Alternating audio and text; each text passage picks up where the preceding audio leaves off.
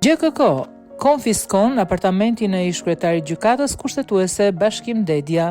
GKK kanë vendosur konfiskimin e apartamentit të ish-kryetarit gjykatës kushtetuese Bashkim Dedja, i cili u shpall fajtor për fshehje dhe deklarim të rem të pasurisë. Ka qenë apeli GKK që vendosi në 13 shkurt 2024 të lërë në fuqi vendimin e shkallës së parë për deklarimin fajtor të ish-kryetarit gjykatës kushtetuese Bashkim Dedja dhe dënimin e tij me 6 muaj burgim, mas e cila u pezullua në këmbim të vendosjes në shërbim prove për 1 vit. Ish-kryetari i gjykatës kushtetuese kaloi shkallën e parë vettingut, por u rrëzua nga një vendim i kolegjit posaçëm të apelit.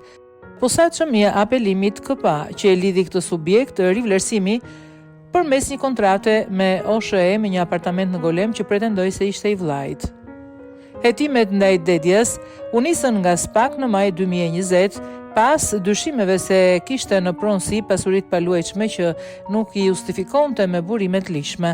SPAK siguroi atëherë në gjykatën e posaçme urdhër sekuestr për një shtëpi me sipërfaqe 60 m2 në Golem në zotërim të Dedjas. Dedja u deklarua dhe u dënua në shkallën e parë në 26 qershor 2023 për veprën penale refuzimi për deklarimin, mos deklarimi fshehja ose deklarimi rem i pasurive, interesave privat personave të zgjedhur dhe punonjësve publik ose i çdo personi tjetër që ka detyrim ligjor për deklarim.